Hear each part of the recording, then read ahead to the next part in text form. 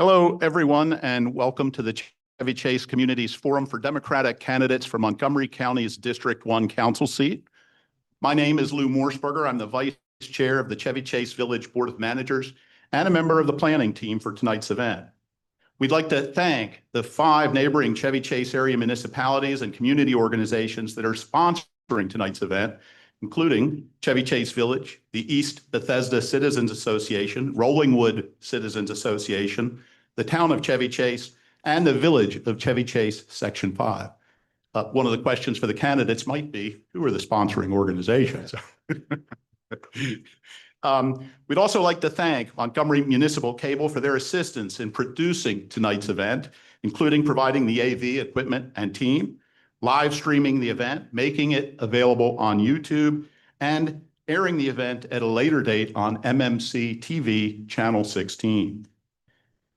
A big round of applause for MMC. They are an invaluable part of our community.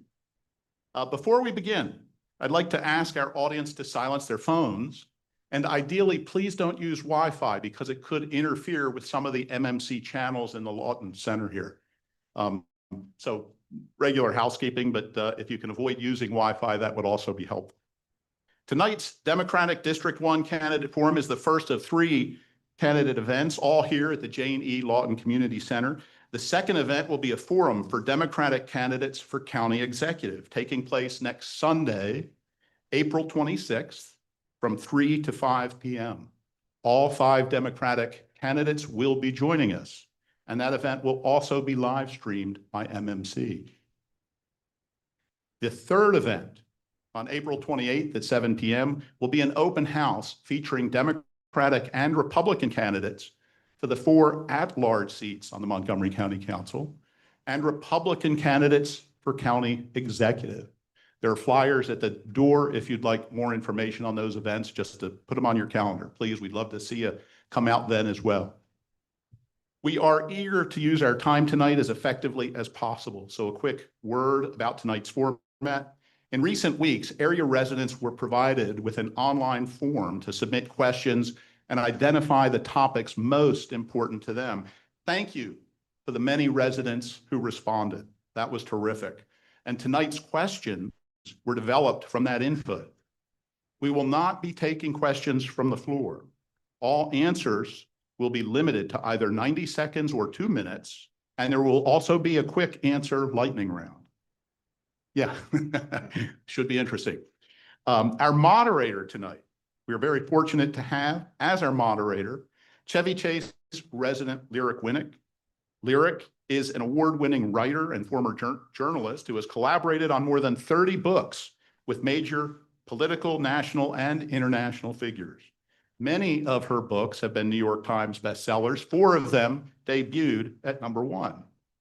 Lyric is an active local community volunteer, and she served for 3 years as the PTSA president as the Chevy Chase High School.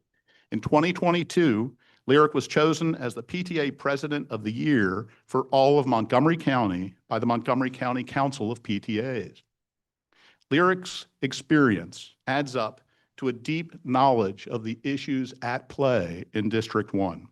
She is uniquely qualified to help us learn which candidates might best serve our residents when the winner of the general election takes office in January. So with that, let me introduce Lyric Winnick.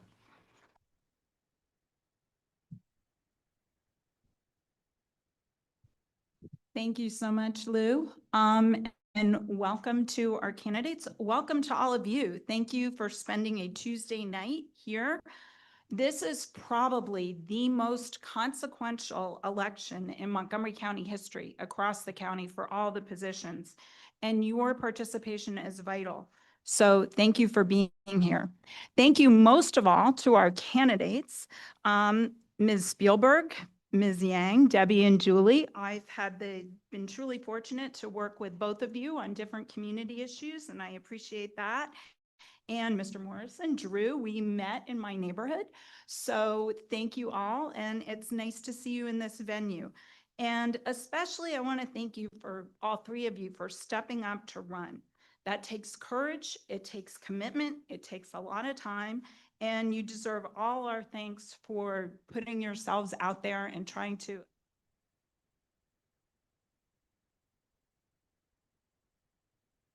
All right. We're going to begin with a 90-second question about your well, actually, no, we're not, because we're going to begin with each of you introducing yourselves very briefly. So we're going to start alphabetically with Drew Morrison.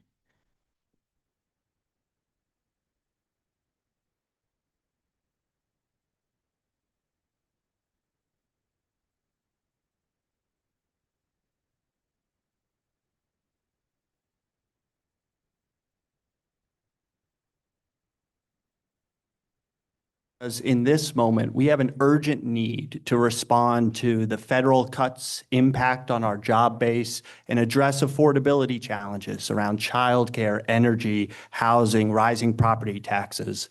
And I believe I bring the record of accomplishment and a forward-looking new vision to address those issues head on. And that's why I'm running for this seat. Thank you.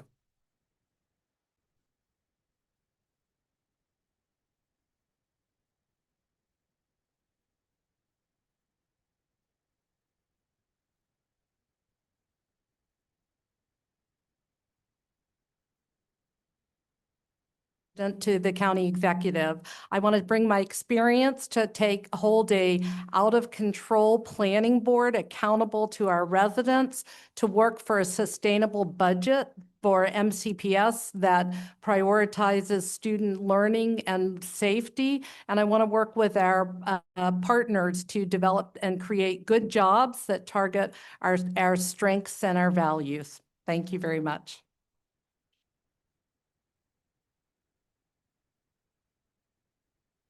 My turn? Yes. Hi. Good evening, everyone.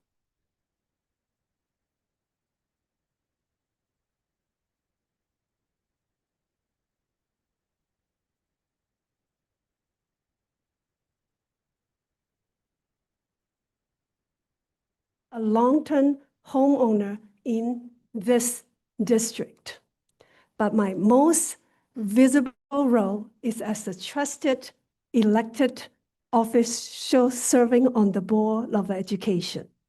Now, let me tell you why I'm running. I'm running to protect and strengthen our community so we can be a place where people can learn, work, and live together here all their life. Tonight, I want to earn your vote. Thank you. Thank you very much. And if I could just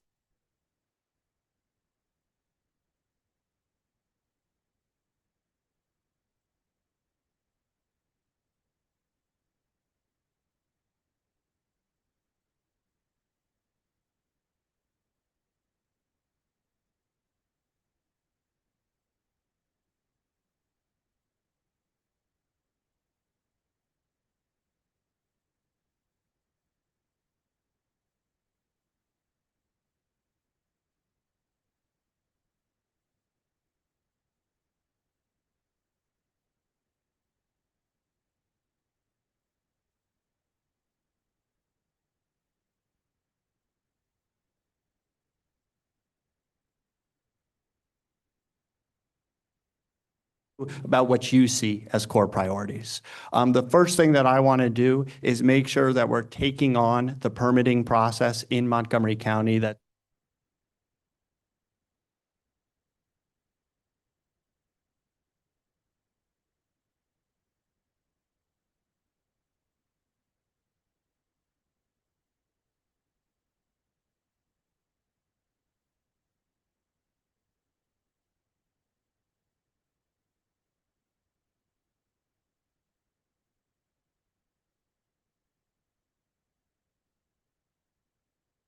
fruit solution that we can make to address some of those challenges. And I want to make sure that in county government, we're continuing to put ourselves on a shot clock in terms of the services and needs that you provide so that we have a clear customer service standard for the work that you're seeking to achieve and really hold ourselves to account. Thank you.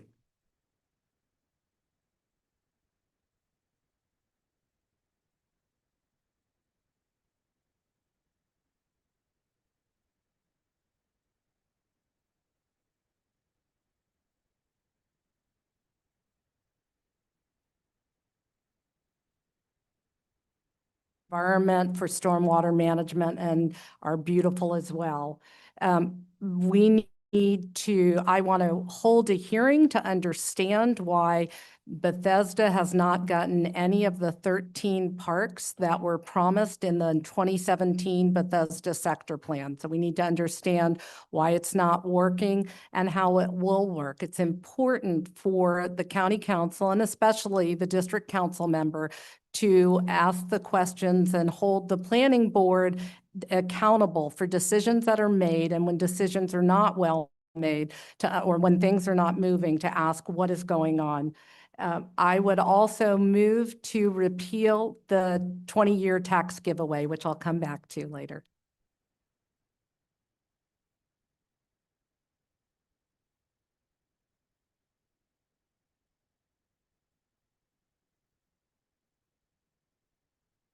If our children cannot find jobs, they leave. If young family cannot find house, they leave. If businesses wait months for permitting to start, they leave. So the legislation I will focus on will be number one, will be job creation. We are a wonderful county with a lot of green initiative and priorities, such as clean energy, solar energy for our building. So one of the things I'm looking at, it's apprenticeship program initiatives, that legislation to encourage the setup of apprenticeship programs. Number two, we need businesses of all sizes. And we know that 90% of our business are small businesses, and the first 3 years are hardest for business to survive. So a piece of legislation I would like to introduce will be how to give incentive for the first 3 years for business under $250,000.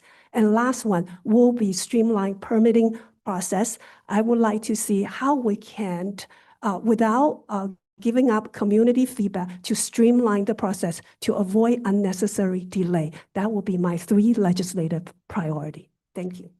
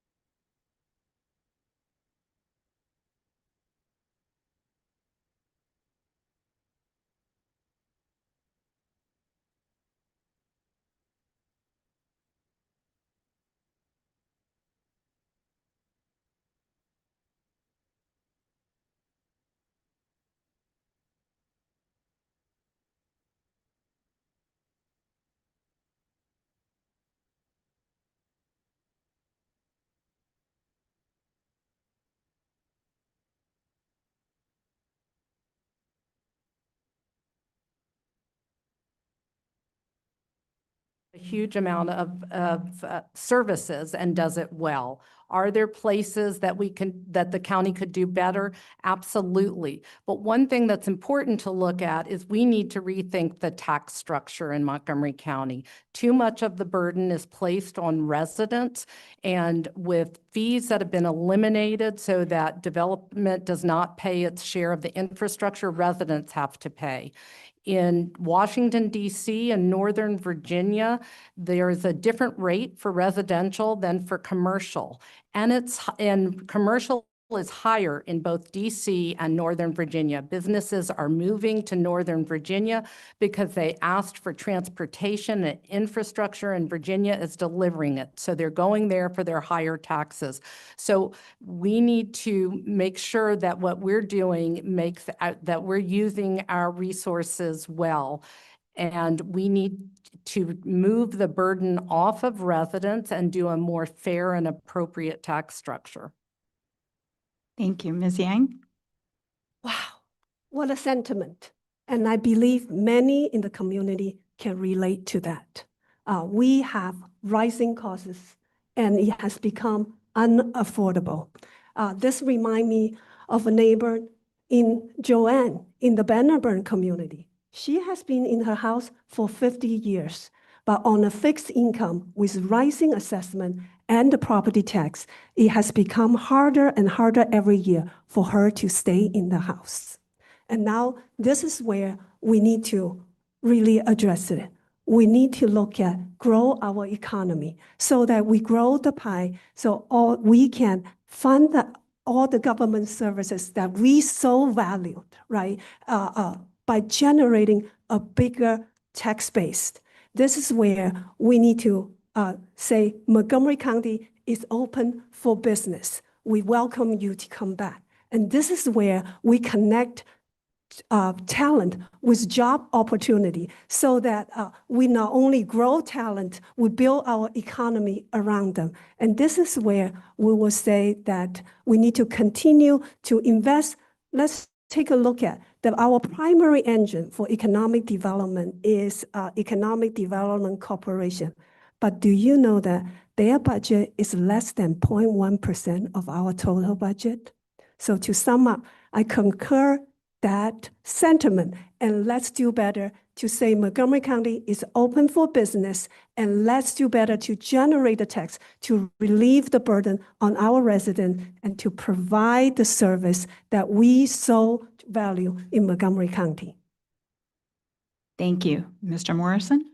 So I want to highlight two pieces in particular.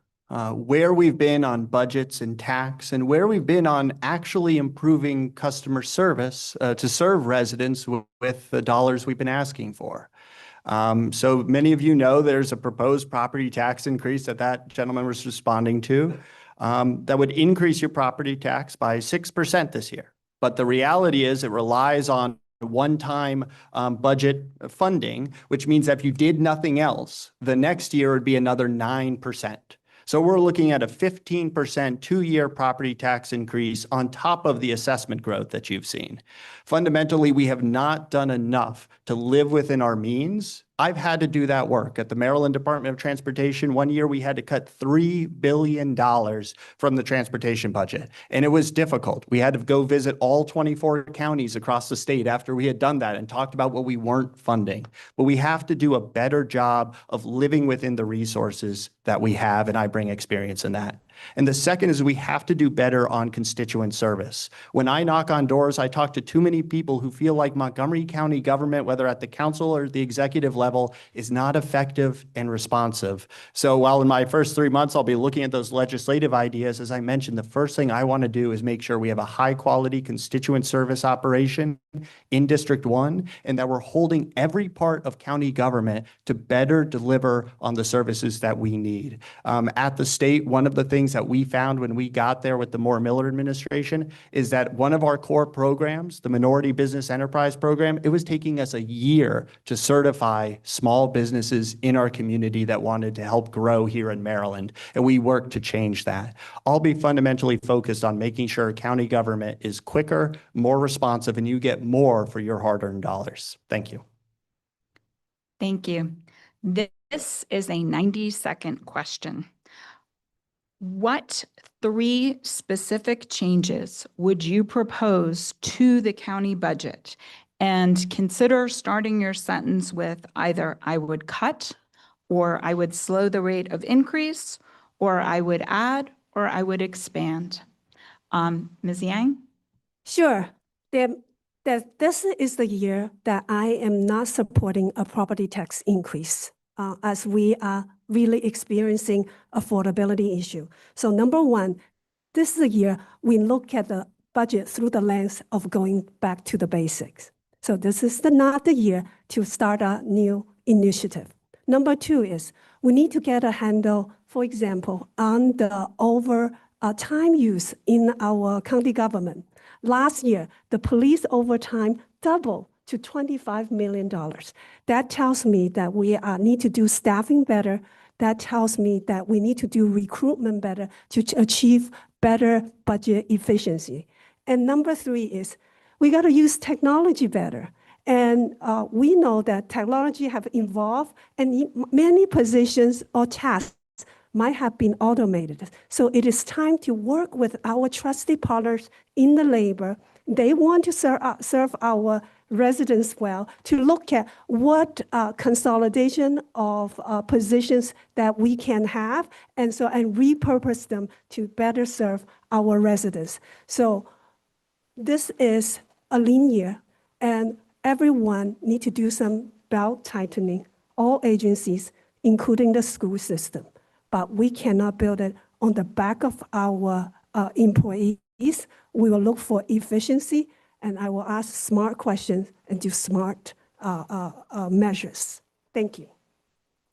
Mr. Morrison? So one of the sort of two key things to situate us are in this budget conversation. The first is that even without the property tax increase, because of that higher assessment, we're looking at $150 million of additional revenue between fiscal year 26 and the upcoming fiscal year 27. So we can live within that $150 million, and it's about slowing the rate of growth.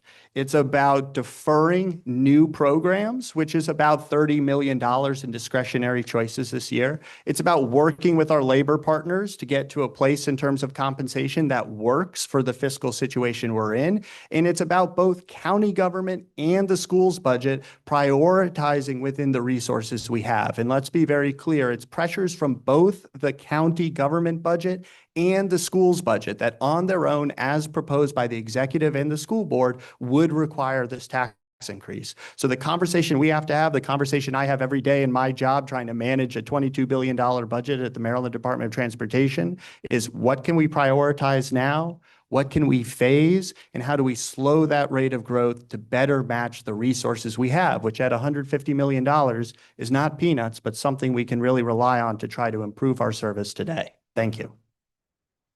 Thank you. Ms. Spielberg? When we consider the budget, there is the immediate, the budget that's the first year, and then there's how to think about it in the long term.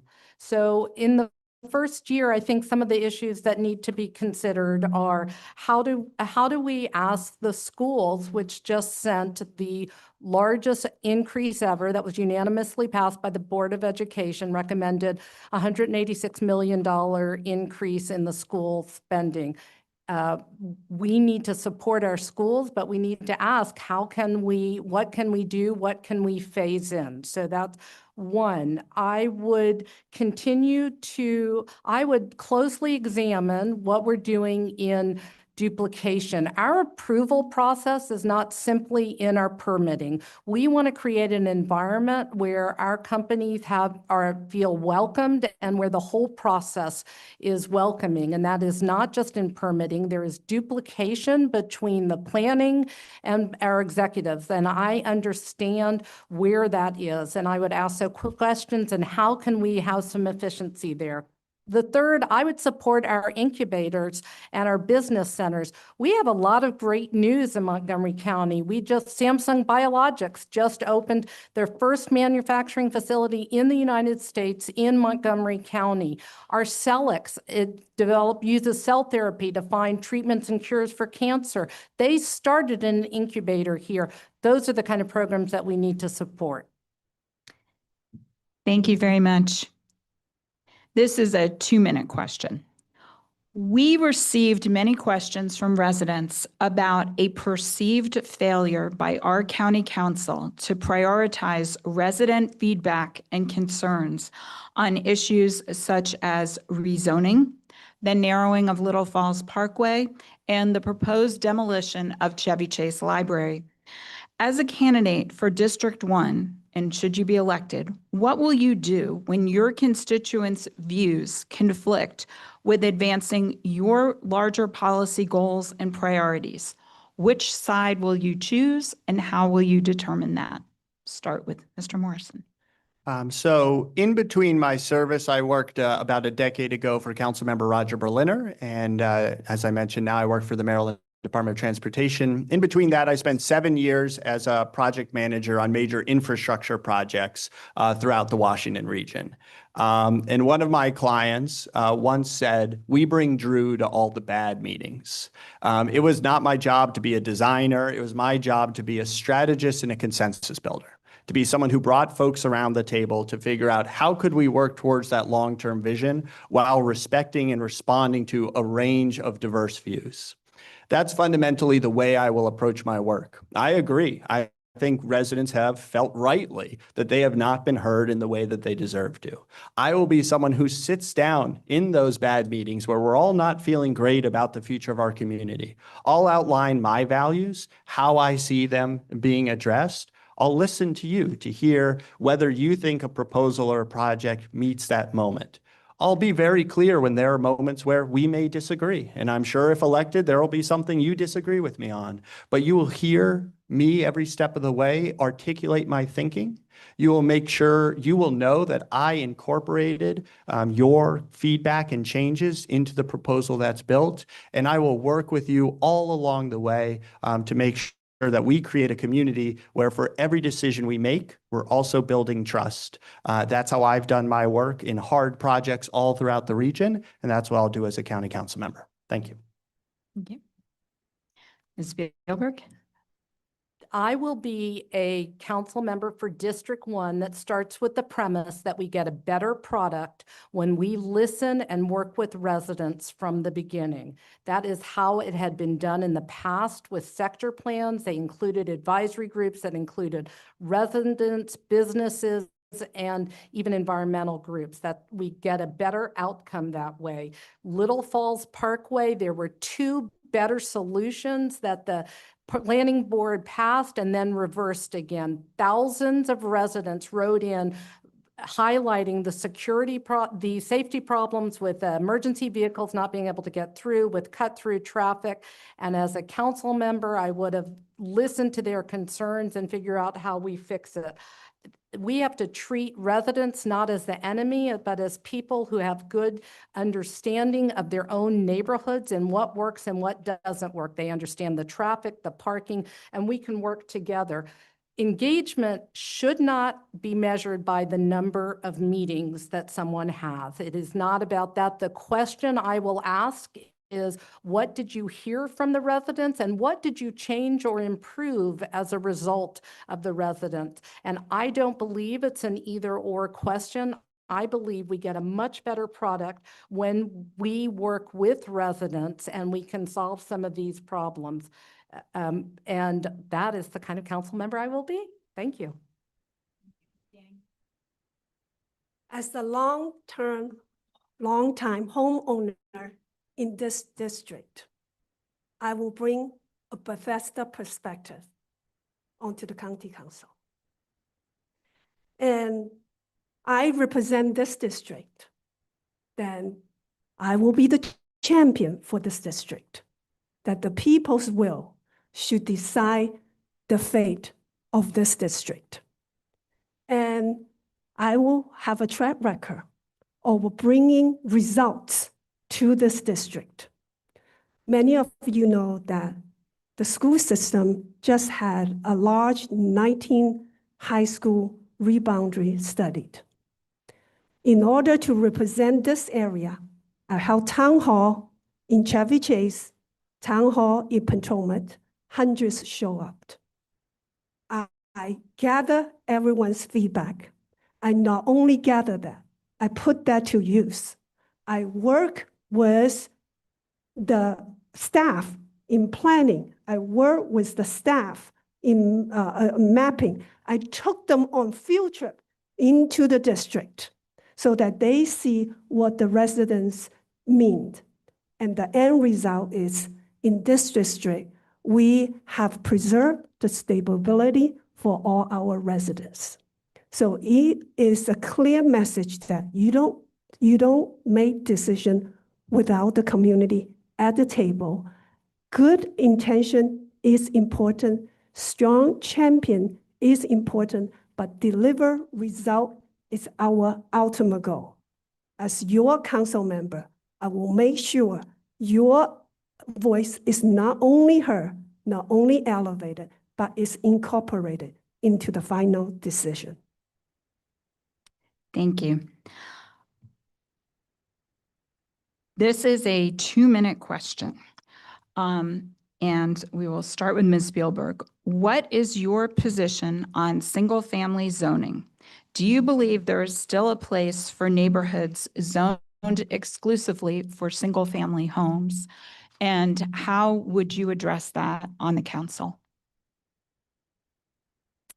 Yes, there is a place for single-family zones, and there is a place for good and sensible planning, which is what has been done over time generally. So accepted planning principles start with high density, closest to your heaviest transit, and then it tents out down. The concept that we should allow building any kind of housing anywhere, anyhow, ignores the realities on the ground and ignores the neighborhoods. So when you put density anywhere and you allow anything to happen there, you have to take into account what happens to traffic, what happens to stormwater management, what happens to school capacity and other capacities. Planning has to consider those kind of things, and it has not to this point. We need and we have a variety of housing choices. That makes sense, and we need to continue to have that. Some people want to live in homes. Some people want to rent in large buildings. Some people want to own condos or townhouses. And we are supposed to provide all those different kinds in a way that makes sense, that our roads can handle it, our transit can handle it, and our school capacity can handle it. It is when you move density away from our transit centers, then you create bigger problems, then it's called sprawl. And we have to have a sensible approach to how we deal with zoning and not view residents who make a choice different from someone else as the enemy. It's how do we accommodate the many different kinds of housing choices and understand how they work so that we have decent stormwater management, traffic management, and adequate transportation in schools. And as a council member, I will make sure to ask those questions on each sector plan and as decisions go forward, and I will hold our staff accountable. Thank you. Ms. Yang? Yes, I live in a single-family home. I believe there is place for single-family home. I'm not in favor of blanket upzoning of single-family home. Any planning changes should follow the carefully crafted master plan and sector plan. What you find special about your neighborhood is worth protecting. Now, we do need housings of all types. We need more options. There are young families starting out. They are older adults downsizing. And they are our children returning from college. We need all sorts of housing. There's a place for duplexes, triplexes, townhouses, and apartment buildings. I have seen them work in different places. I lived in Hawaii before. There were a lot of duplexes and triplexes in our neighborhoods, and they work. And even here, right off Forest Road, there is a community called Claggett Farm. It has duplexes in it. It worked very well, and the key is it was a planned neighborhood with community participation. When I lived in Hawaii, I lived in a duplex. It didn't work. I felt that I have to do a somersault with my car to get into my parking slot.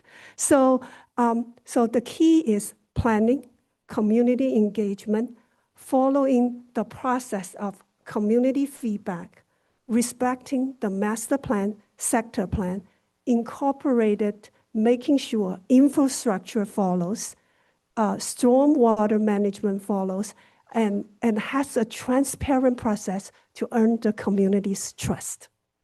Thank you. Mr. Morrison? Well, I also agree that single-family homes play a fundamental role in our community. I grew up in a single-family neighborhood, and one of my proudest moments when I was 8 years old, when we finally owned the home in Montgomery County in Mohican Hills, was the backyard. I remember running through the backyard at closing day, plays a fundamental role in our communities, and I support them. And I've been really disappointed by some of the language that came from the planning process that sought to demonize the wonderful neighborhoods we have in our community. But I'm also someone who's a renter who hopes to be a District 1 homeowner sooner rather than later. And my wife and I, and she's in the audience, went on Zillow last night. And in District 1, there was one single-family detached home for sale in all of District 1 for under $900,000.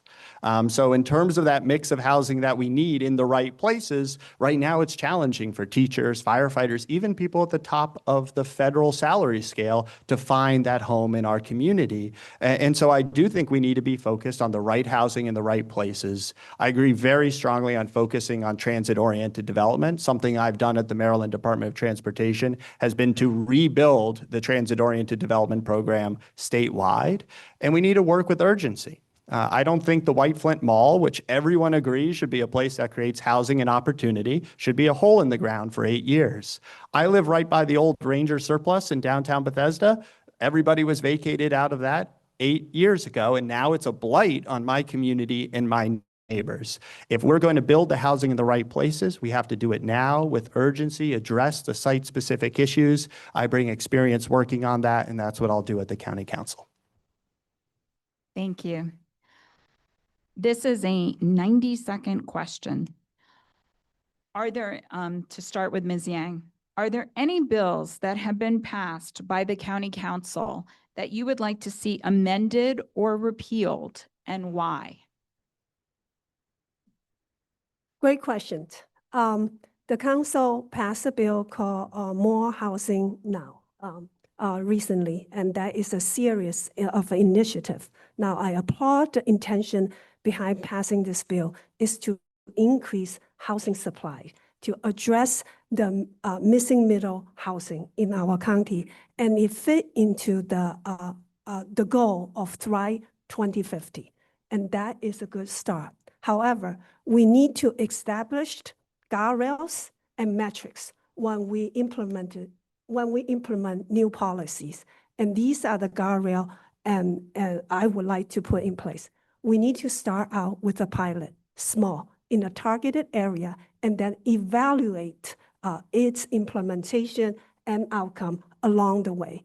The metric must include clear data on transportation, stormwater management, and all the infrastructure on the issue. So that is the process we need to follow, and that is the process always follow engagement, planning, execution, and evaluation. So that will be the approach I take to make sure that we start small, evaluate along the way.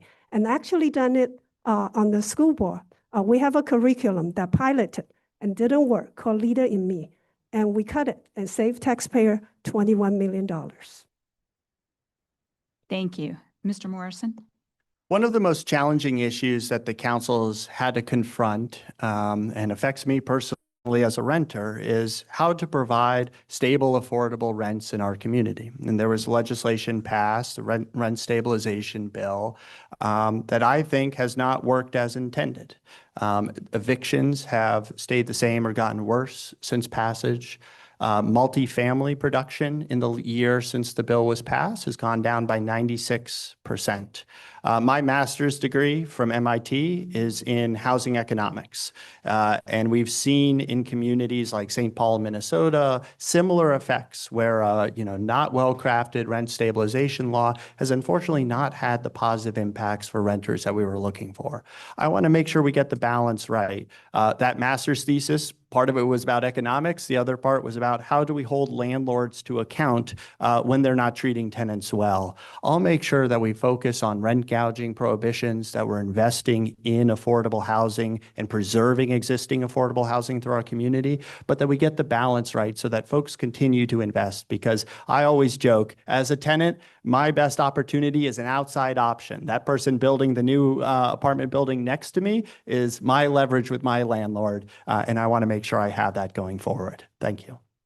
Thank you. Ms. Spielberg? We need to think every time, as a council member, my first question would be, are our actions in the public interest? And so there are a number of actions that have been taken that are not necessarily advancing the public interest. When we use public land, taxes, or resources, we need to get a lot of bang for our buck. So I would repeal the bill that gave a 20-year tax break to commercial properties that are 50% vacant. One could argue they're also 50% full, and that convert to residential with a tiny increase in the affordable housing. 20 years. There were conversions already happening without any tax incentives. Tax incentives may be appropriate at times, but to mandate it across without any regard to what we're getting for our public benefit does not make sense and is not good policy. I would also go back and visit the adequate public facilities ordinance, which has been eroded over time. It's a long, boring title, but what it means is that we're delivering that when development comes, it's bringing the infrastructure that is needed to accompany it. It's important. I would use my experience, my understanding of what I've seen happen over the last 17 years with sector plans, with votes on the adequate public facilities ordinance, and with other land use decisions to make sure that we're bringing better land use and other decisions to the council. Thank you. This is a 2-minute question, and we are turning to MCPS. About half of the county budget is spent on Montgomery County Public Schools. We have also learned in the last year that on top of this budget, MCPS has staggering maintenance and construction needs. Nearly $750 million is required just to fix bad HVAC systems and leaky roofs. The Board of Ed, the county executive, and the county council have all expressed shock at learning about the depth of these deficiencies. This is a 2-part question to start with Mr. Morrison.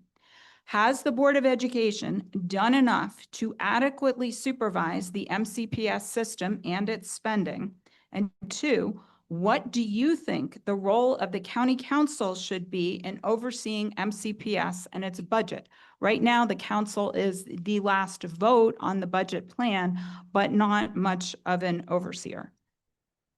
So I do not believe that the school board has done enough to oversee the operational results and the capital budget of the school system. To start with the capital budget, we've seen too many projects go way over budget. Woodward High School, the electric school bus procurement, these have been things that have eaten up capacity that could be going to address real needs in terms of condition in our school. We haven't been asking at the school board or at the county council enough questions about how are we delivering best practices with the dollars we have now. There's no doubt that there is growing need throughout the system. 20 years ago, 25% of students qualified for free and reduced meals. Now it's 45%. But there's also no doubt that we are a leading system in terms of overall per pupil funding. Fundamentally, the council has to ask the question, last year we gave you this amount of money more. What did you do with it? What did we see in terms of student outcomes? And how can we expect that this next incremental dollar will drive those positive outcomes as well? It's fundamentally the job as the council to stand up for the school system, but also to make sure it fundamentally delivers for your children. And that will be the focus and the approach that I take. Thank you. Thank you. Ms. Spielberg? The Board of Education has not done enough. There is much more that needs to be done. We know that there's declining graduation rates, even in schools in District 1. There are schools with mold, with HVAC that doesn't work, with leaky roofs. The questions now. So the council does not dictate the policy for the Board of Education, but through budget oversight, the council can have a more expansive role and ask, how are we using the fact that there is a declining enrollment to address overcrowding issues? The needs are growing while the enrollment's declining. What are we doing to address maintenance in the most efficient way possible? Have energy service performance contracts been considered? Are there ways to bundle how we do different services on maintenance? What are the administrative burdens on teachers and other staff? Is there a way to reduce them, to provide some sort of relief in ways that go beyond the actual financial part? So it's a matter of, as a council member, I would, one, work with members of the Board of Education to understand what they see as the issues, to work with the teachers and the staff, and then to bring that understanding to the county council to ask the questions within the budgetary framework, which I think is crucial to do, especially given that it is half the operating budget. Thank you. Thank you. Ms. Yang. I have not been on the sideline. I've been doing the work. And I stepped up to run for the Board of Education 3.5 years ago during a crisis moment in our system when we are dealing with pandemic learning loss, a leadership crisis, and increasing need in our communities. And we are still the flagship school system in the state of Maryland, and a big reason why people choose to live in Montgomery County. And in the last 2 years, our 3-star and above school increased from 189 to 201. Now, there are a lot of challenges. We're talking about 2 buckets of money, the capital improvement money and the operation money. Since I only have now $1.5 million, I will pick one to talk about, the capital improvement money. Pre-pandemic, we were chasing capacity because of population change. We add 21 schools between 2010 to 2025. And then our maintenance budget from the council appropriation remained the same for 15 years. And you and I know the money 15 years and the money 15 years now, they don't worth the same thing. So what did we do? We kicked the can down the road. And here we are at the end of the road. And we have $700 million HVAC needs, but it's a very large number. But just to replace one HVAC in our high school is about $35 million. There are things we can do. Number one is we need to be creative in funding.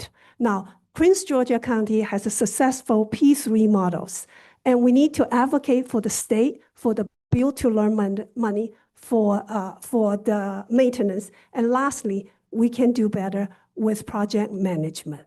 Thank you. I hope we can have another chance to talk about this. Yeah, actually, you will get another chance at the end. Okay. Wonderful. This is a 2-minute question. Mm-hmm. Everyone says they are for economic development, but the county is not producing high quality new jobs. What are 3 specific things that must change to stimulate economic development and bring businesses to Montgomery County? Ms. Spielberg. Montgomery County has had some real wins, and we need to build on those wins. I mentioned earlier Samsung Biologics. We have AstraZeneca, Horizon Therapeutics. We have Intellian, Millipore Sigma, Autonomous Therapeutics.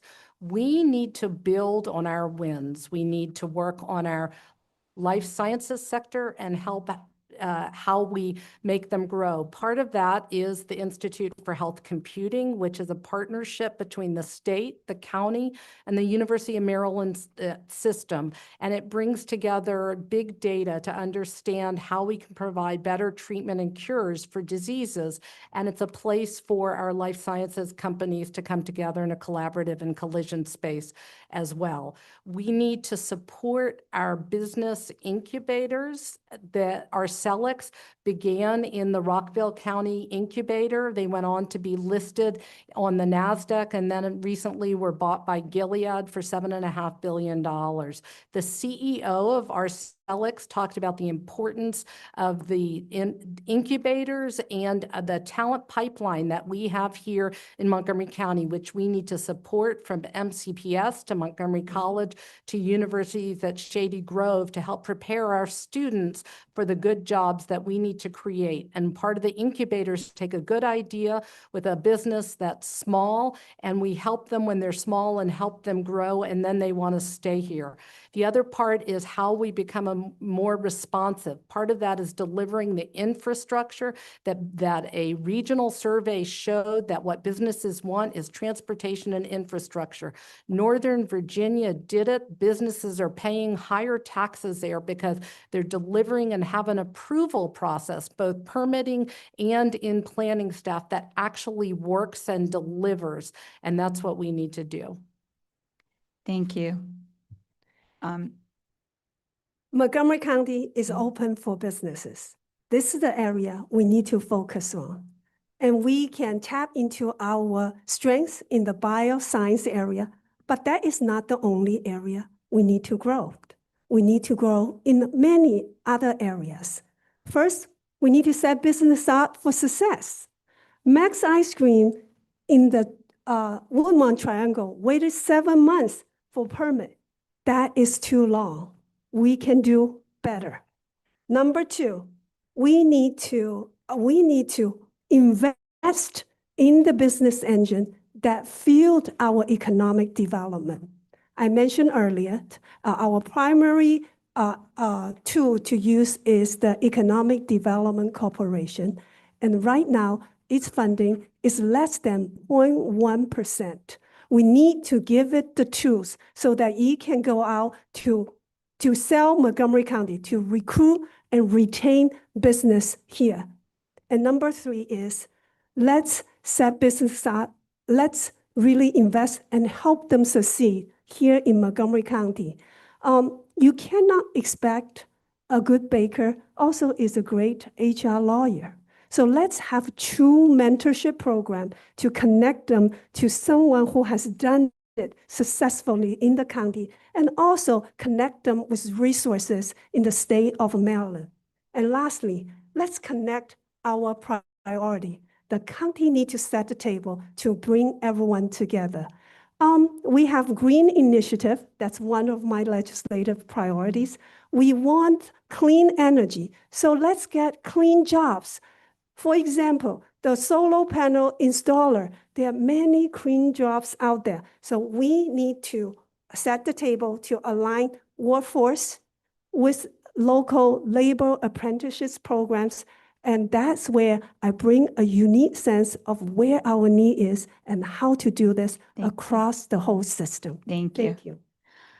I want to start by reinforcing how critical this question is, because sometimes there are stats I've seen that not everyone knows. Since 2008, we still have fewer private sector jobs here in Montgomery County than we did before the Great Recession. And as we're looking at these federal cuts, that's going to have an $800 million negative impact on our tax revenue because of these impacts from Trump's cuts. So we have to look at this issue, and I'm going to talk about a few P's that will get us there. The first is partnership. And when you hear that Fairfax County is taking our jobs, well, their Economic Development Corporation has 15 people focused on attraction and retention of business. We have 5.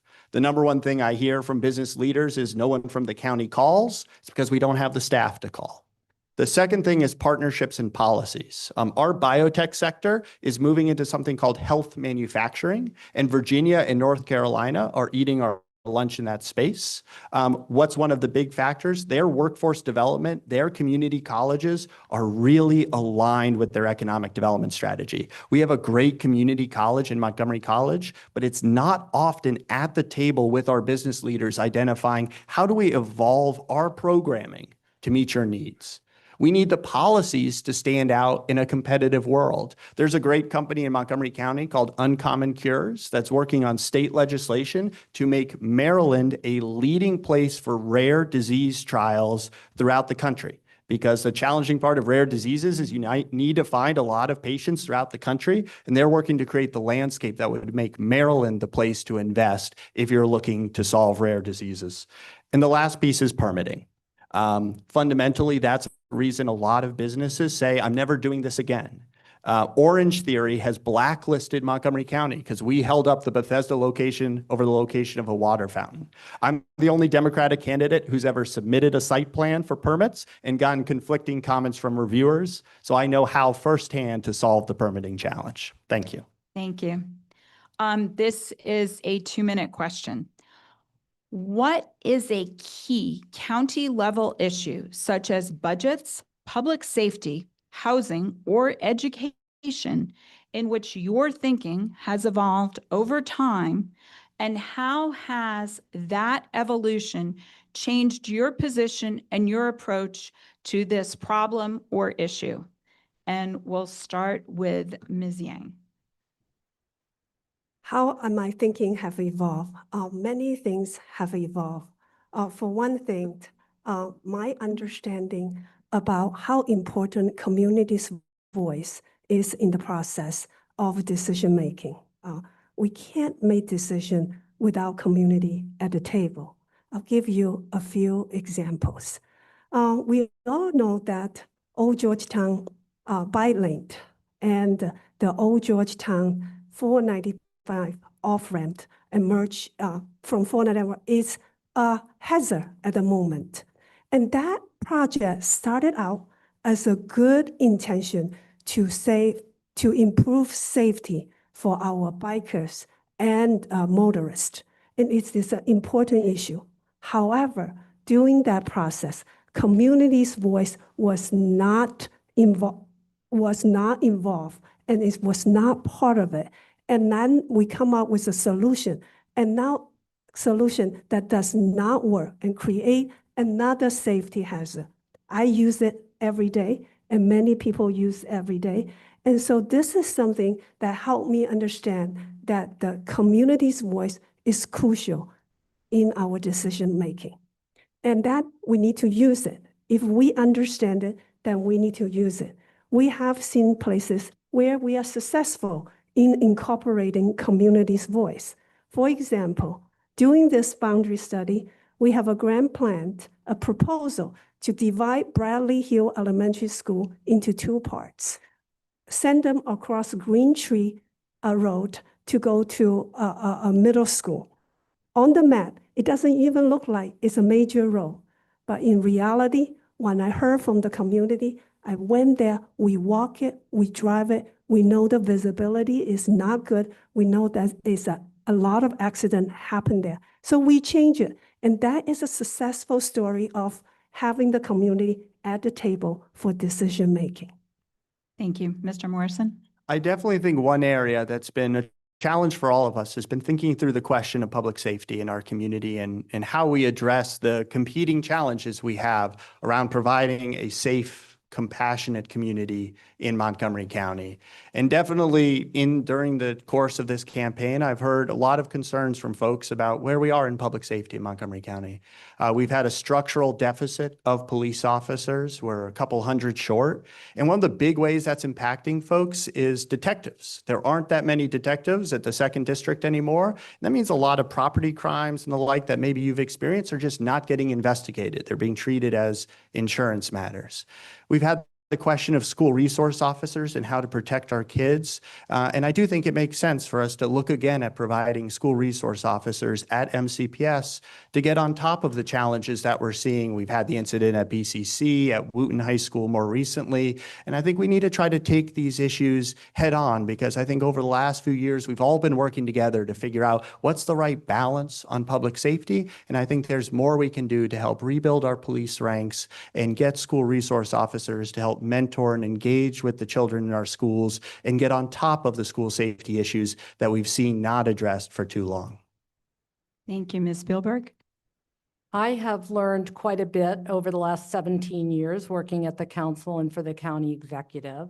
I have learned in budgets when it looks like that there's overtime, how can we reduce it in our public safety departments? And I have understood that in police and fire, That overtime is to provide the critical services that we need to provide when it's very difficult to hire additional people. So it's not just a matter of eliminating overtime because it's still money that's being spent either way. And I've understood you make those decisions about how we're going to use our resources and what is the right number to hire and what is the right number to give overtime.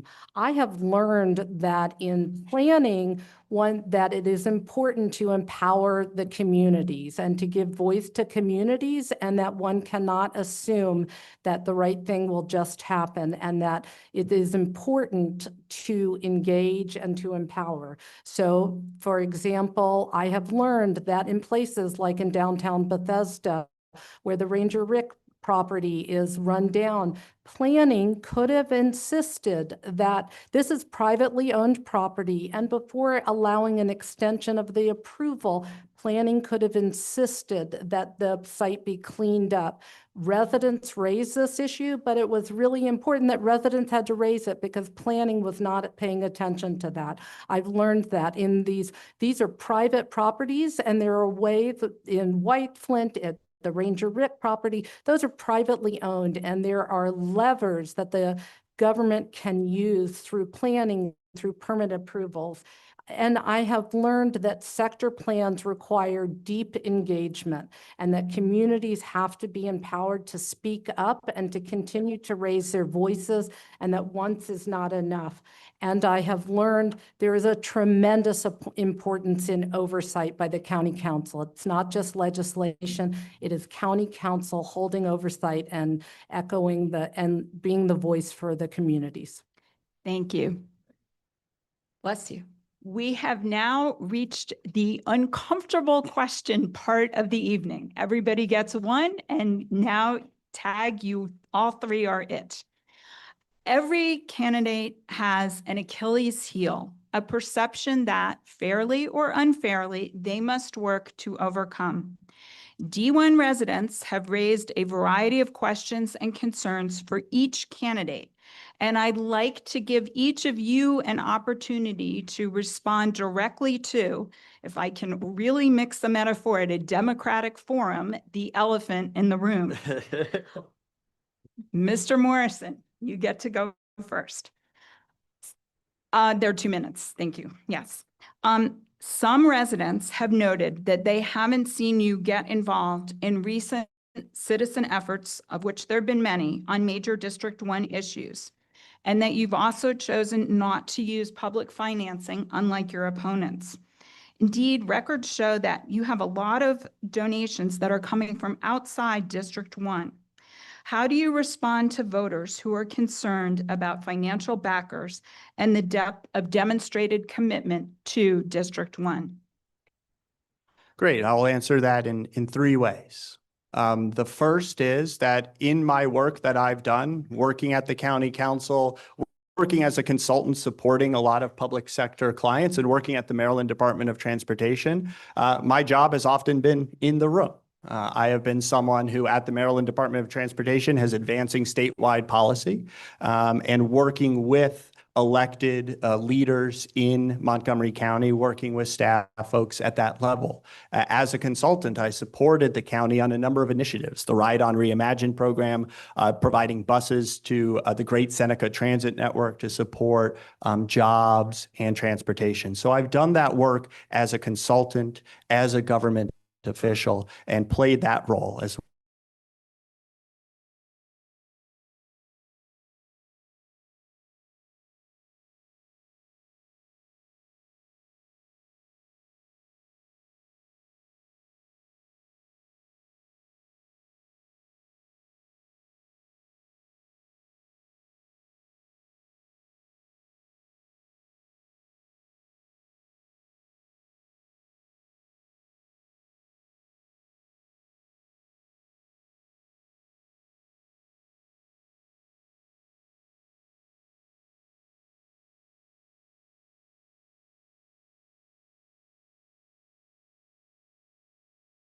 cause them to move out of their home. I'm running a grassroots campaign. You'll see me all across the district because I've been working all across the district in this campaign, and I'll bring that expertise that I've brought at the state level, county, and regional level to address the concerns and the future of our shared community. Thank you. Thank you. Ms. Spielberg, you currently have a top staff and advisory role in the county executive's office. Mark Elrick's tenure as executive has drawn very mixed reactions, including most recently strong negative responses to his latest budget proposal, suggested tax increases, and to the county's overall fiscal situation after his tenure. How do you respond to D1 voters who want a significantly different approach and different priorities from those of the Elrick administration? If anyone has ever worked with me, they know that I do my homework and I make an analysis and I speak up. I have tremendous respect for County Executive Mark Elrich. Otherwise, I would not have worked for him all these years. One of the things he values the most is someone who will have differing opinions and will have arguments and discussions, and who wants to bring facts to the decision. You asked if people don't want to support. I am not running necessarily on his policies. I've been very clear on what I want to do for District 1, and I've been clear on how I have helped with District 1. I've worked with communities all over District 1 on issues that I believe are important to them, about resident voices, the Bethesda sector plan. When are we going to get the Farm Women's Market Park? When are we going to get the rest of the parks promised? How do we make sure that the Friendship Heights sector plan is responsive to communities and preserves open space? I've worked to save the trees in Norwood Park and to have a sensible plan. I've talked against Little Falls Parkway and the irrational decisions made. I have advocated for tenant protections, and worked with the tenants in the Willard. I have worked on the help to the Kid Museum to bring air conditioning to Glen Echo. Hallelujah. So I've worked with residents to protect our green spaces. So I would say, judge me by what I've done, who I've worked with, and what I'm saying I will do. It is very clear that I do my research, I know the issues, and I will work with the community as I always have. Thank you. Thank you. Ms. Yang. Many families are increasingly despairing over the state of MCPS, from the condition of its buildings to safety issues and declining student achievement.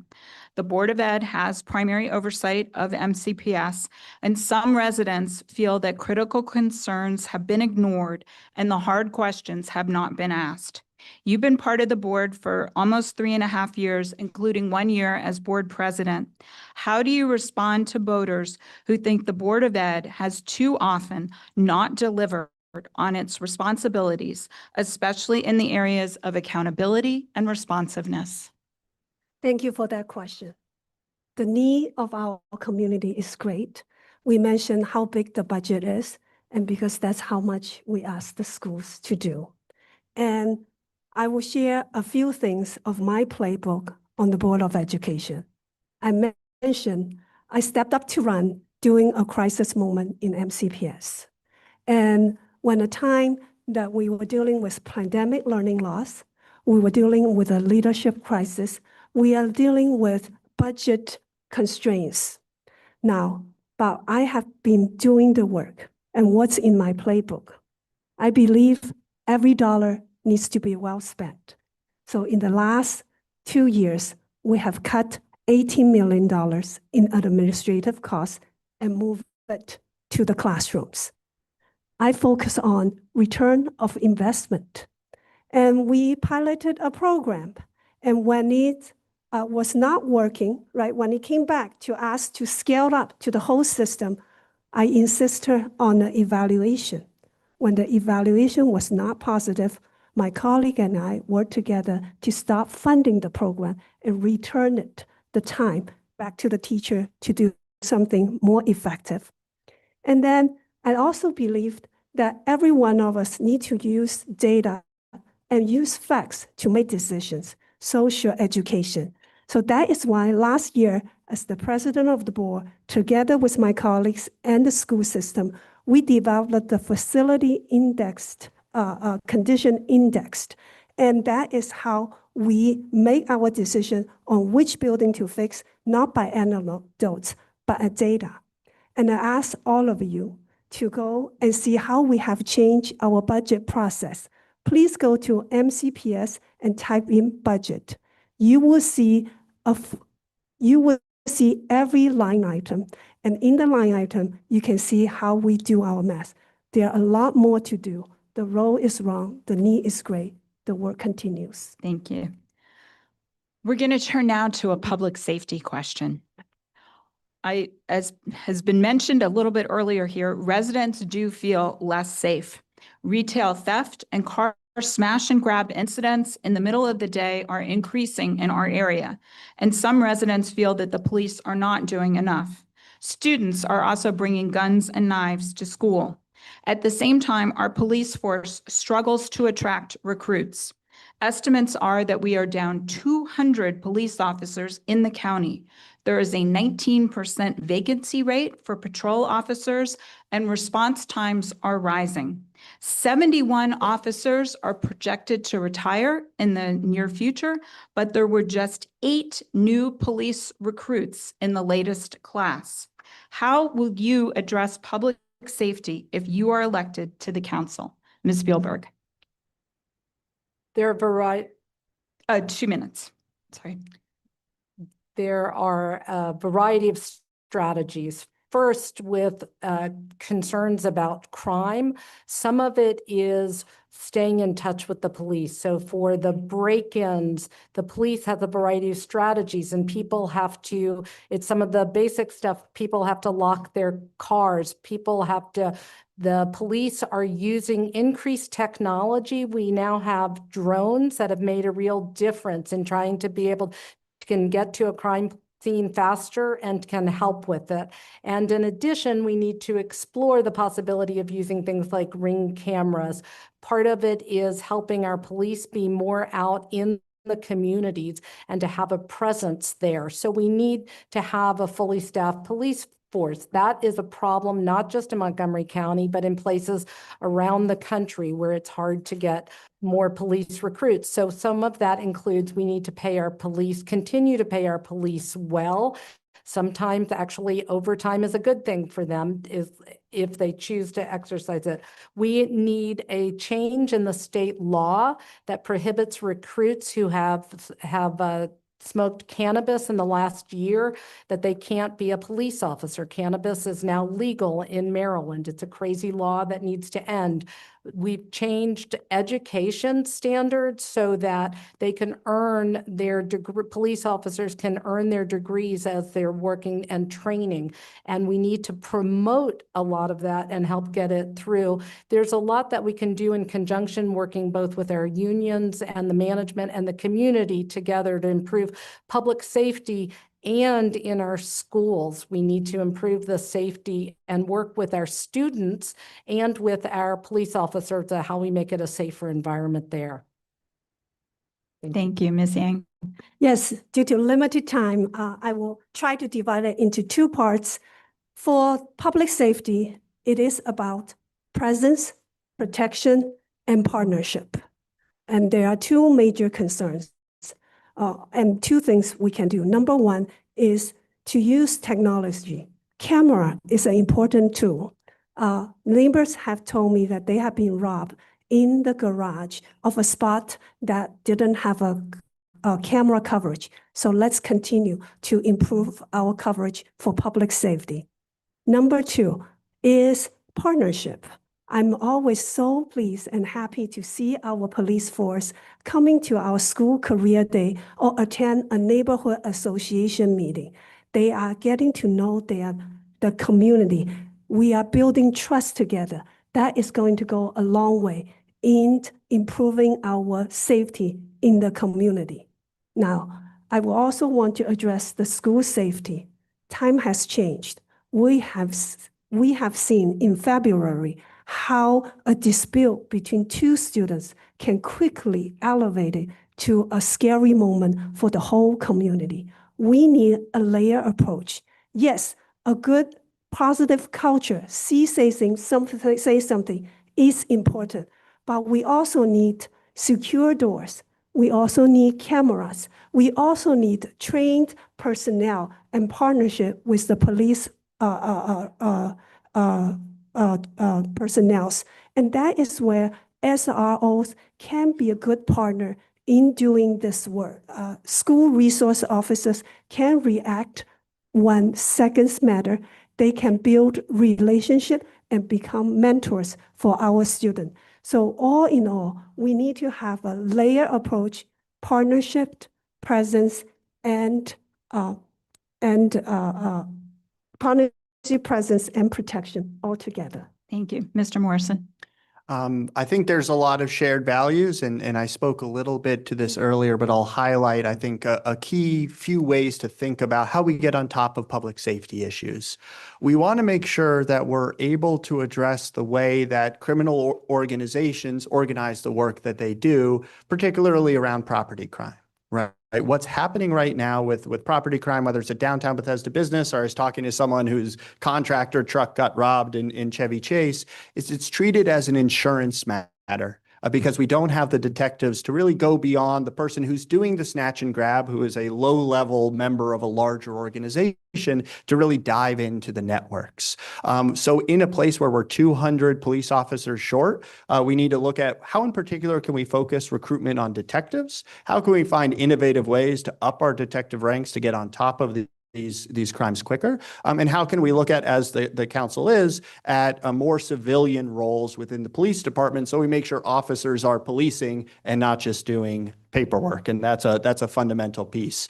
We also have to get this nexus right with the Department of Juvenile Services. So the Department of Juvenile Services at the state level plays a critical role when a juvenile is arrested. And there's been a number of cases where I think people in our community feel that DJS dropped the ball in terms of addressing what was a serious incident. And we really need to provide a targeted, effective intervention to help a 15, 16-year-old avoid what could be a really serious outcome for the rest of their lives if we don't help them get on the right path. So it's not just our county police leaders, it's really our statewide public safety officials who need to be part of the problem solution as well.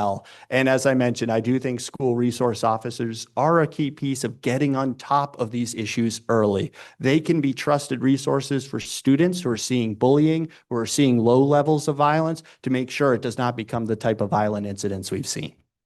Thank you. All right, we've reached our lightning round, which will be yes or no questions. Each candidate has a little laminated flip sign, yes or no. So, and these are truly yes or no. So I'm going to do the question. We'll see who's a yes and who's a no.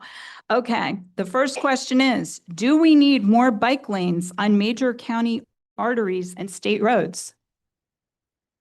Yes or no? It is a yes or no. You can use your pass if you want. All right, a no and two maybes. Okay. Do you support regulating data centers in the county? 3 yeses. The first cuts to services when budget issues hit are often local libraries, hours, staffing, and programs that serve children. Do you support using libraries as a first choice for budget cuts? 3 no's. Is the MCPS budget too big? It's big. As proposed? Yes. It is big. Yeah, I'll do it. It's big. Yes, two yeses and a hesitant yes. Okay, from Ms. Spielberg. The state of Maryland wants more control over housing policy statewide. One recent major bill in Annapolis was the Starter and Silver Act. Although it didn't pass, it would have reduced lot sizes to 5,000 square feet and allowed townhomes in nearly all single-family neighborhoods with water and sewer across the state. Are you a yes or a no on the main principles of the Starter and Silver Act? 3 no's. Small houses are often torn down to build far larger ones. Would you support legislation to limit the size of new builds?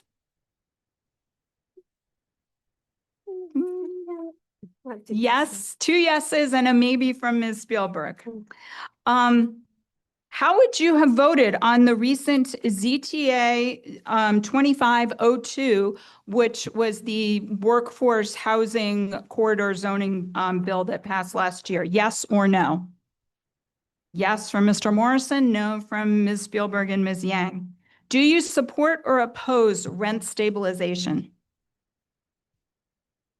Support or oppose rent stabilization? Yes, rent stabilization, or no rent stabilization? There, Okay, We cannot- yes from support, yes, Ms. Spielberg, no, Mr. Morrison and Ms. Yang. Okay, last question of the evening. This will be, so you have time for your closing statements. We're going to go with 90 seconds for this question.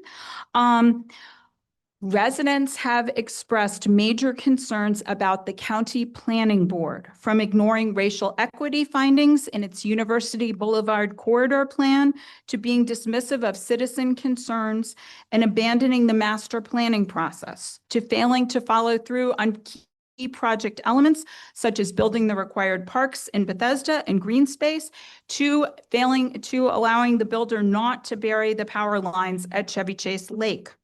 Are you satisfied with the planning board's performance? And that can be a yes or no. And for an unelected board, does it have too much power? And what, if any, changes would you insist upon to its approach? Mr. Morrison, you're the last one up. Last one first up. Last one. I'm not satisfied with the planning board or planning department. As a planner, I have a master in city planning. I attended the Friendship Heights sector plan meeting a couple of weeks ago. It was a 90-minute meeting. The planning staff talked at folks for 80 minutes. It was a mix of too high level on the things you care about and too jargony on things I even had to think about. Did I learn about that in planning school? I think we can do a better job of engaging and listening. And I'll make sure that we appoint planning board leaders who help us get there, that we make sure the planning department is really thinking about its target audience, working with you to build trust as we deal with these difficult challenges. How do we revitalize communities? How do we provide new housing? And how do we think not only about today, but about 20 years in the future? There's a way we can do that in a way that I think is more effective than we've seen over the last few years. And as I mentioned, my career has been all about how do we structure these conversations to achieve that goal. And so that will be my focus. I do think that there are a number of things that are treated as administrative decisions that sometimes I think for folks, it isn't clear on what level of role the public really is able to weigh in on. So I want to make sure on things that go through site plan or preliminary plan, it's a little clearer for folks on how residents can weigh in, make their voice heard. And if we have a responsive planning board, I think your voice will be heard. Thank you. Okay, Ms. Spielberg. No, I'm not satisfied with the planning board, and that's because I've talked to communities all over this county who have been tremendously disappointed. The planning board is appointed by the county council, and it is unlike almost anywhere else in the state. It is not accountable. So step one, as a council member, I will hold the planning board accountable. As there are vacancies, I will make sure that the planning board appointees are people who come from the community as they used to. We don't need professional planners on the planning board.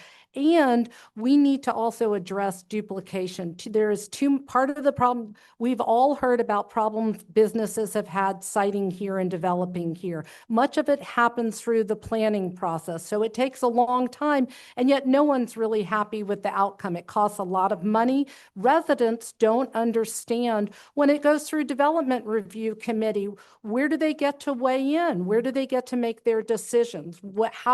The county council has to deal with the oversight, and they have to be careful not to have charades. It's not simply a requirement to have a community meeting. That's a requirement. What happens to the community comments? How do the community get involved in that? As with my years of experience and understanding with land use and zoning, I understand where a district council member can work with colleagues and lead to make sure that we get the planned communities that we all deserve. Thank you. Ms. Yang. Well, no. After all, we need reform. We are the few jurisdiction that has two entities that's involved in the approval process, planning and Department of Permit Services. I believe on the planning board, we need District 1 representation, and that's a reform we need to do.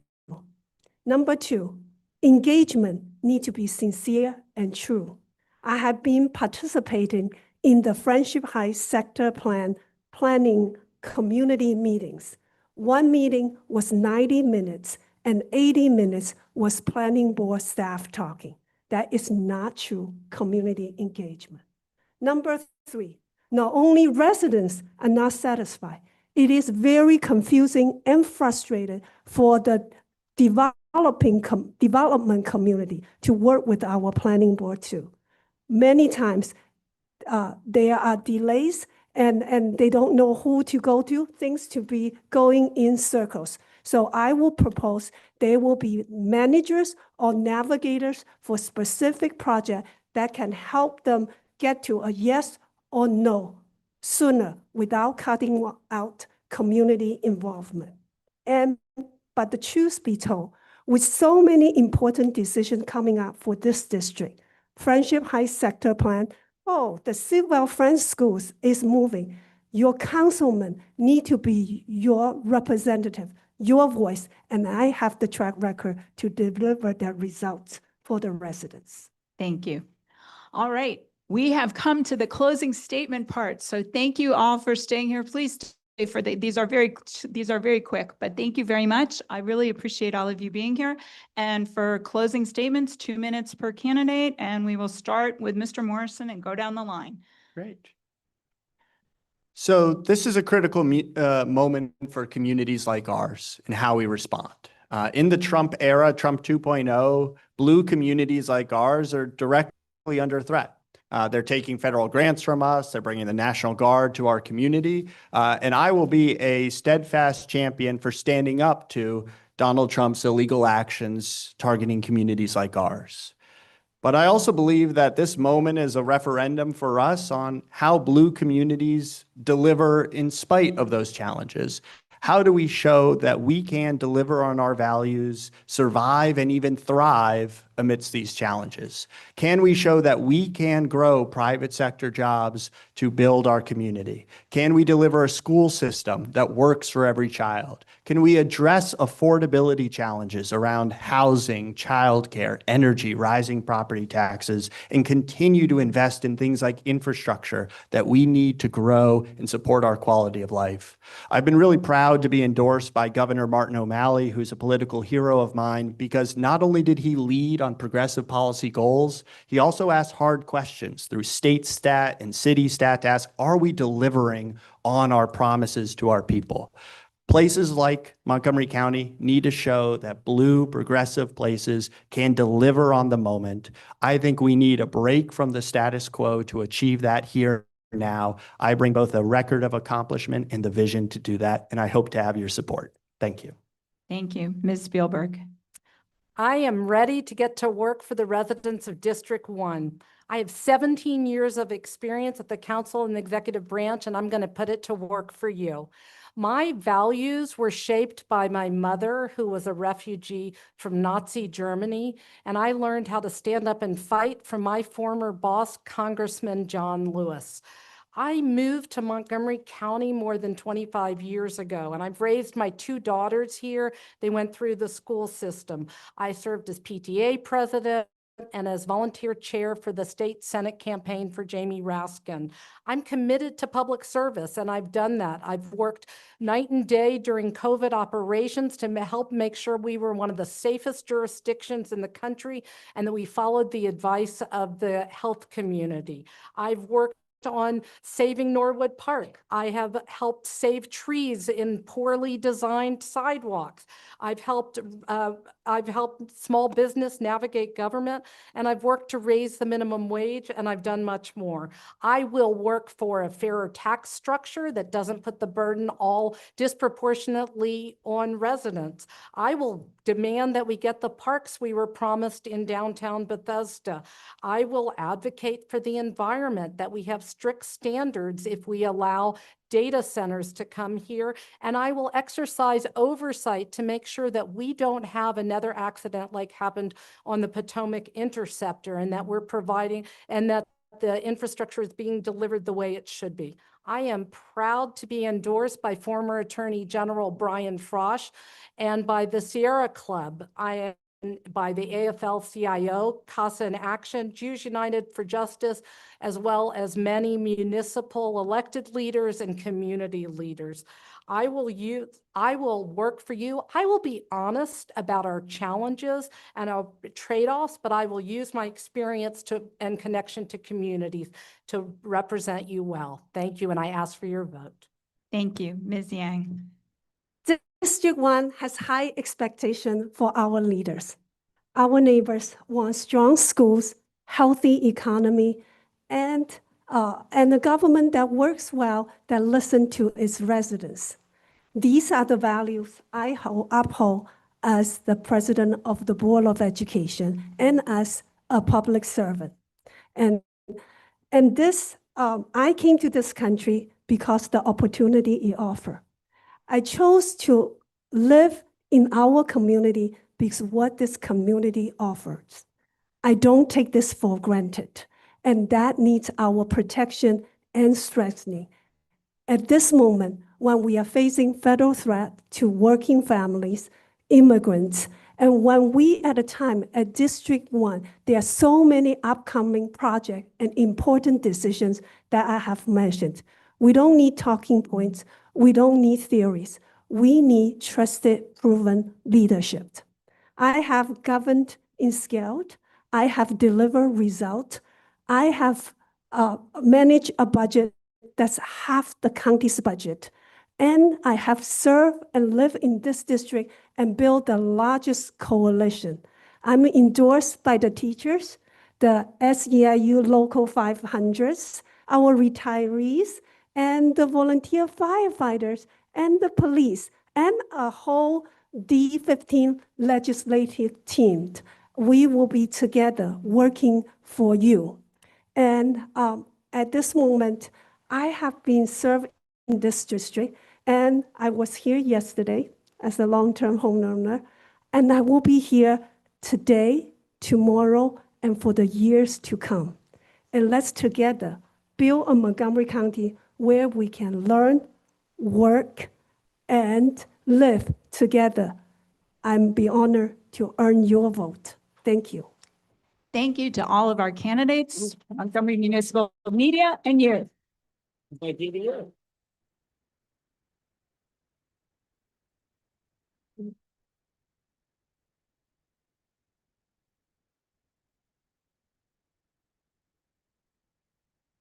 No, thank you so much. Thank you. Thank you. Thanks for keeping us on time. Thank you. Thank you. This was so professionally done.